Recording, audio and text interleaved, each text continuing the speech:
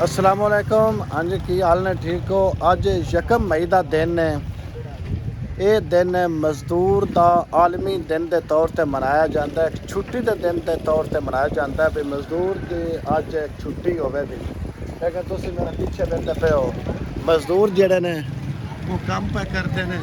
असी इस हवाले गुफ्तगू करा भी अज थोड़े दिन ते ना तो छुट्टी मनाई जा रही है, थानू छुट्टी नहीं हो रही।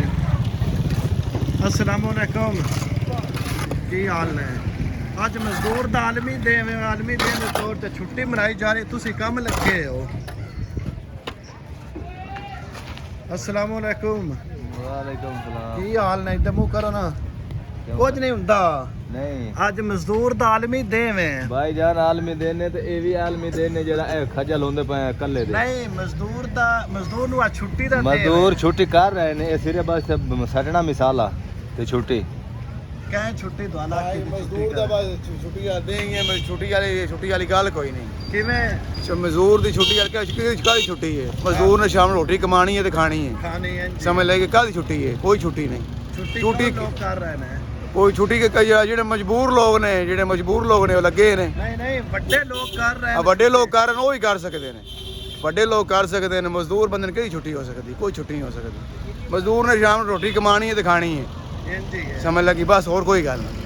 ना तुसी नांदी गुफ्तगू सुनी है भी मजदूर ने शाम नू करना है ते बच्चों का पेट पालना है। जिस तरह मजदूर लगे ने, लेकिन अज नांदे ना तो छुट्टी मनाई जा रही है। जी छुट्टी है वो एक बड़े लोग जेडे ने वो मना रहे हैं, अदारियां नू छुट्टी है, लेकिन इन्हां मजदूरां नू कोई छुट्टी नहीं ना आगाह किया गया है भी अगर इन्हां नू कोई आगाह किया जाए ताकि ये भी छुट्टी मनान कर रहे हैं। लेकिन इन्हां दी गुफ्तगू करनी ये वे भी अगर असीं छुट्टी करिए असीं अपने बच्चों का किवें पेट पालने। इस तरह ही है। ऐसे तरह ही है भाई जान, छोटे छोटे बच्चे ने इन्ना सफर करके आए हैं, दिहाड़ी तोड़ के तो कित्थों बच्चे आए हो? ठीक है, मुजफ्फरगढ़ में आए हैं। मुजफ्फरगढ़ आए हो हाँ, ते की तो दिहाड़ी मिल रही है? दिहाड़ी दे रहे हैं 1100 की रोटी। 1100। हाँ सही है। ਤੁਹਾਨੂੰ ਨਹੀਂ ਨਾ ਦੱਸਿਆ ਵੀ ਅੱਜ 1 ਮਈ ਹੈ, ਛੁੱਟੀ ਦਾ ਦਿਨ, ਛੁੱਟੀ ਕਰ ਲਈ ਹੈ। छुट्टी तो जनाब वो तो आते ने छुट्टी करो, लेकिन साड़ी जी मजबूरी असी नहीं कर सकते। असी बच्चे ने कितों कमाना? ਹਾਂ ਬਿਲਕੁਲ ਉਹ ਤੇ ਜਨਾਬ ਤੁਸੀਂ ਆਨੰਦ ਸੁਣੀਏ ਗੱਲ ਵੀ ਅਗਰ ਮਜ਼ਦੂਰੀ ਕਰਨੀ ਨਹੀਂ ਤੇ ਅਸੀਂ ਬੱਚਿਆਂ ਨੂੰ ਕਿੱਥੋਂ ਖਿਲਾਣਾ ਹੈ? ਬਿਲਕੁਲ, ਕਿਉਂ ਨਹੀਂ ਜੀ। ਇਸੇ ਤਰ੍ਹਾਂ ਹੀ ਹੈ। ਬਿਲਕੁਲ ਅੱਜ ਮਜ਼ਦੂਰਾਂ ਦਾ ਆਲਮੀ ਦਿਨ ਹੈ, ਅੰਤ ਛੁੱਟੀ ਨਹੀਂ ਹੋਣੀ ਚਾਹੀਦੀ ਬਿਲਕੁਲ ਹੋਣੀ ਚਾਹੀਦੀ ਛੁੱਟੀ ਜੀ। ਤੇ ਕਿਉਂ ਨਹੀਂ ਛੁੱਟੀ ਕਰ ਰਹੇ? ਦੇਖੋ ਜੀ, ਉਹਨੇ ਮਜਬੂਰ ਨੇ ਆਪਣੀ ਰੋਜ਼ੀ ਦੇ ਸਿਲਸਿਲੇ 'ਚ।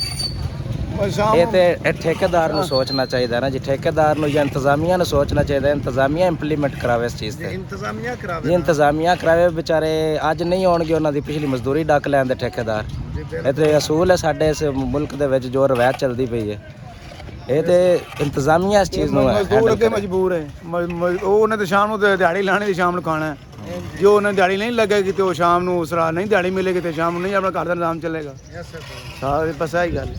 जनाब तो सर अंदर सुनिए ना, उनको गुफ्तगू कह रहे हो अंदर जी अगर करना है नहीं तो शाम को खाना कितना हो